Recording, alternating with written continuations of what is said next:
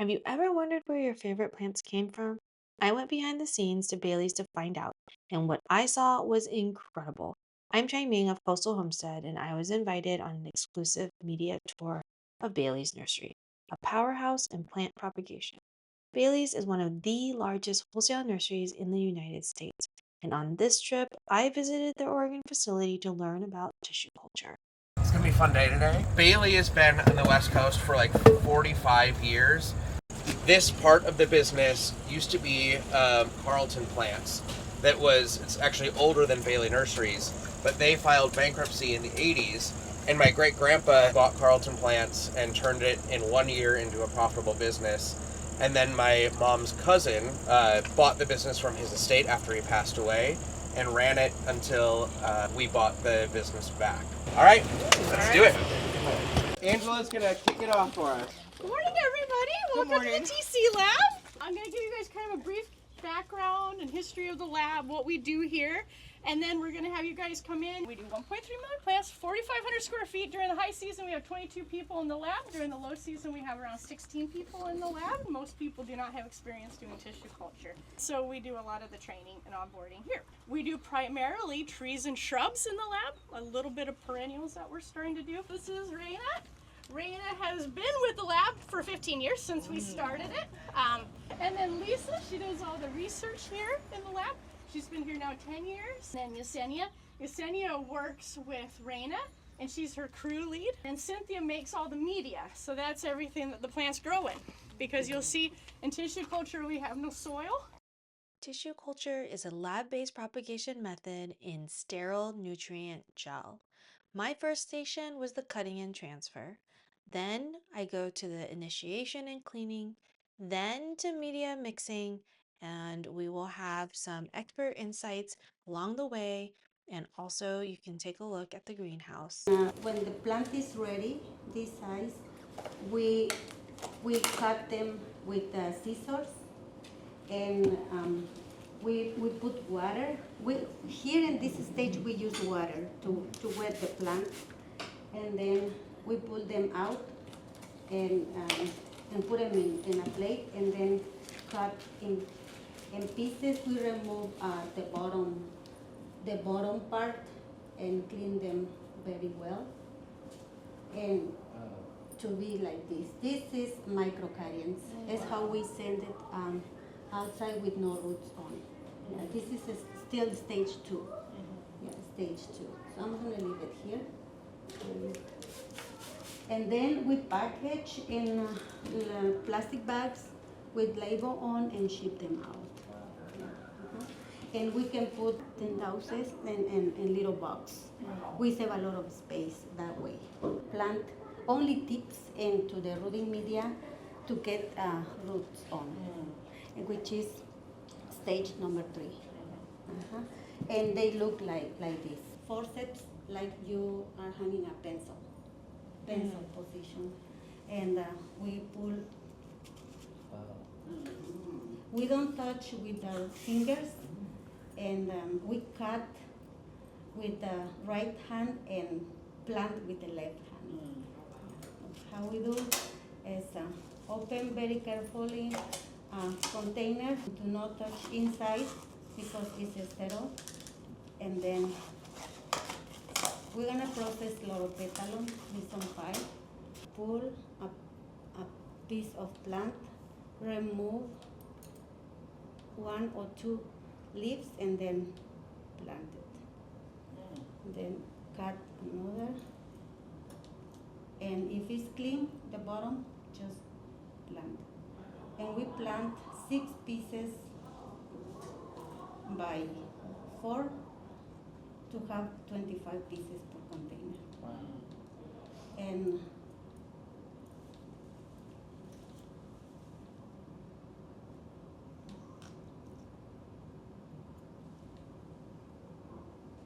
we have the alcohol here.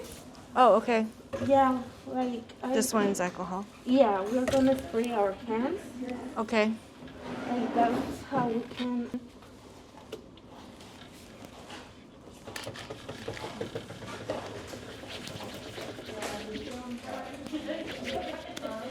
Okay. We're gonna put it On this side? Yeah, inside of the red line. Okay. Oh, but Oh, I touched it. yeah. I touched it. Oh no. Okay. I Yeah, gotta but, start over. I failed. Yeah, that's how we work. Okay, no touching. Not touching. Like, No touching. Inside of the red line. Yes. Yeah. Oh, I touched it again. Okay, we're gonna pretend I didn't touch it. I was like, oh, we're gonna go through this whole stack of brown paper. Okay. It's like, Well, what I do, I open the. I already failed. I touched it.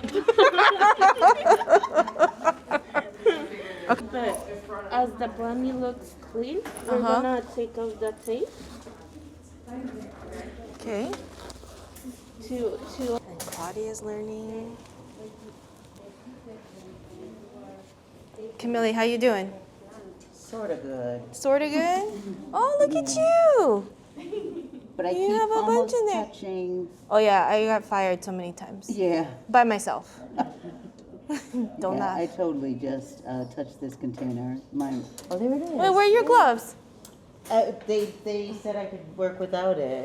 Fired.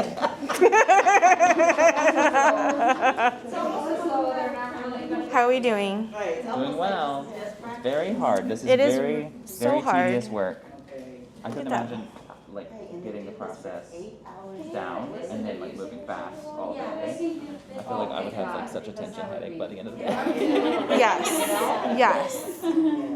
Oh, Chloe's got a bunch. Well, to be fair, she started it. Oh, did she? Yeah, look at that.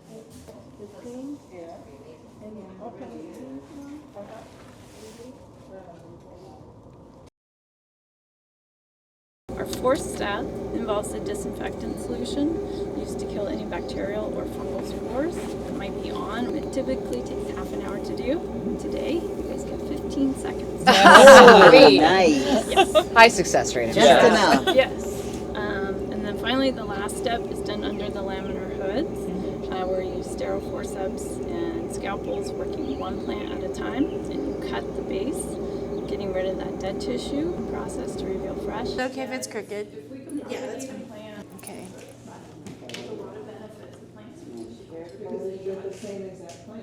Bad, and they're sturdier, they're stronger, they've got branching, they found. It's like you gotta be ambidextrous or something. But yeah, if you have time to fill out, so that we can learn from you guys as well. Okay, I'm just gonna switch. Ideally, I could come with you guys all day and you guys could teach me. Jesus. Okay. Okay. Yes. And there it is. All planted. My 4, 6, 2, Yay. 10. Alright. Okay. Left. There we go. You're okay. Yeah, that's about right.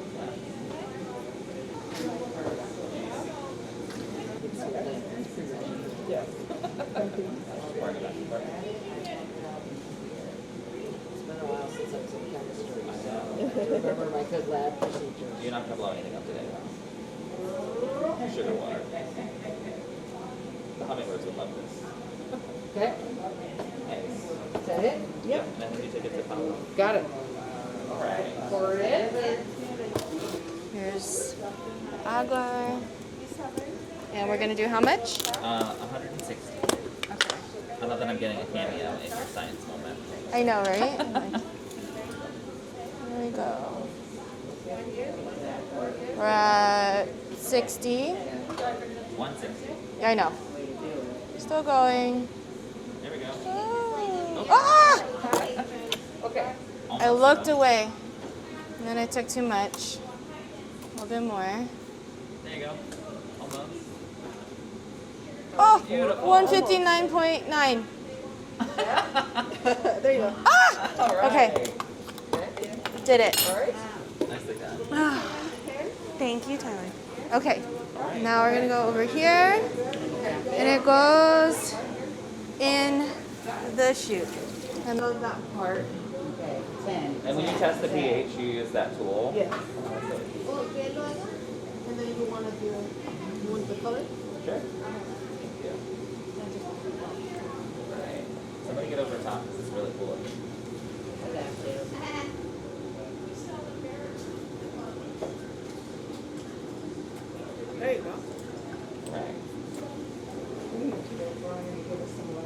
time to transfer already. Yeah. So we were hoping to do it all in order for you guys, but we Gotta can't. have different groups. So it's a little bit out of order. So you guys got to do it already. So Raina again gave you the background of what you were doing. But this is a blackberry. So you see at 8 weeks how full the container is. And this is how it was 8 weeks ago. So this is what she just transferred. Wow. So in 8 weeks, it's grown that large. So what's the next step? So here she's just going to cut it and do it again.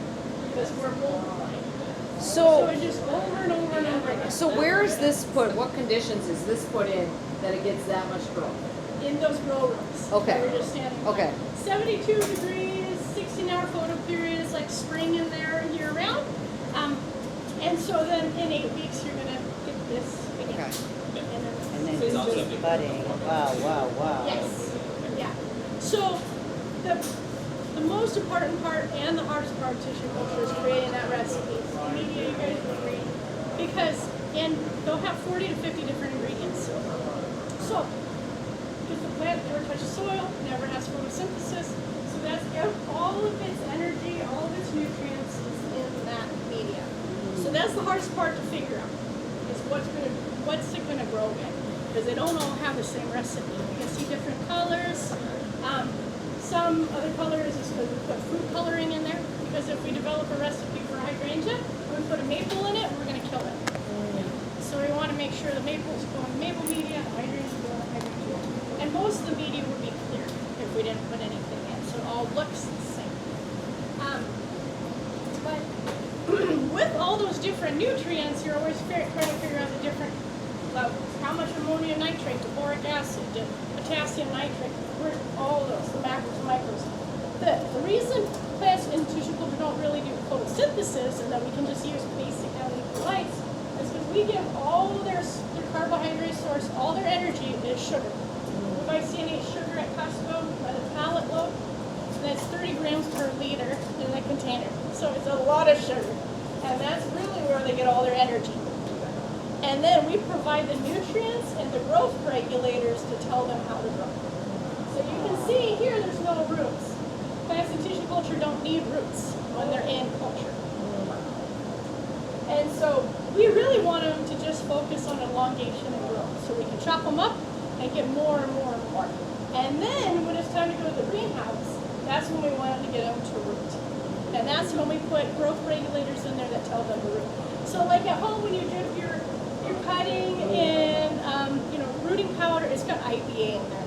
That's an auxin that tells the plant to root. And so that's what you're doing. You're doing the same thing. We put that IBA in the media and it tells it to root.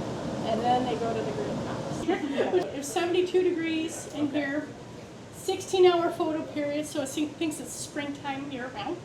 The lights really, maybe they do a little photosynthesis, but primarily it's just triggering daylight response for them, so that they really think it's spring all the time in here. We can do 500,000 plants in a row, a little more than that depending on what kind of plant it is.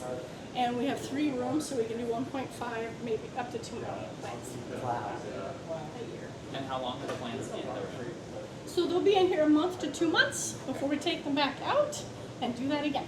Wow. And then put them How back often do you have to change those bulbs? Yeah.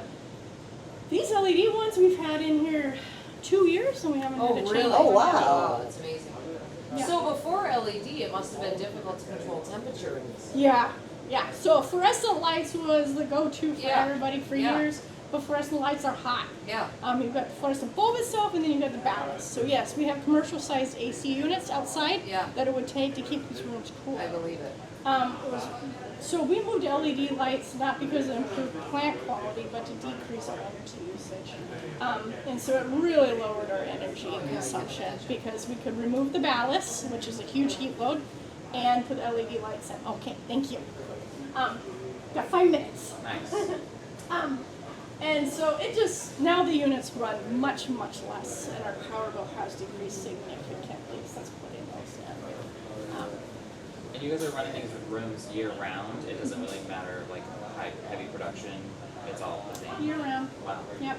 So right now we're actually, other than those root stocks you saw that we're doing, we are starting to build plants for 2026. If it gets too warm, the lights shut off automatically to protect the plants, stop heating the room. I get a text alarm and I come in and figure out what's going on. No, no. And really, That's why I said knock on wood. But a lot of that is because a lot of great PTC people were jet streams, so you guys could try to acclimate them at home. Yeah, right. Share your See how tips. many of us come. You really can. So if you put them like in your windowsill with indirect light, and you put a little cup over them and mist them to keep the humidity up, these are actually one of the easiest things to acclimate. So that's why I thought we'd send you home with you That's guys. cool. I'm determined. You can have And good luck a getting that through challenge. TSA. Yeah. Yeah, especially Canada. Well, maybe not. Yeah, I'm talking about Yeah. But try it and see what happens. Yeah, they don't need roots.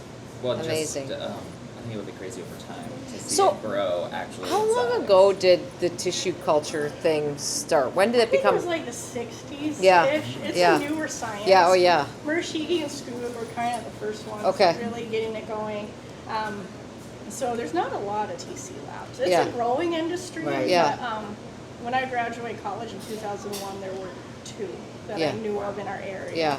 I honestly didn't think it was going to be a real career for me. Right, right. I did it in college and I loved it. Yeah. But when there's like 2 options and I have college debt, Right, right.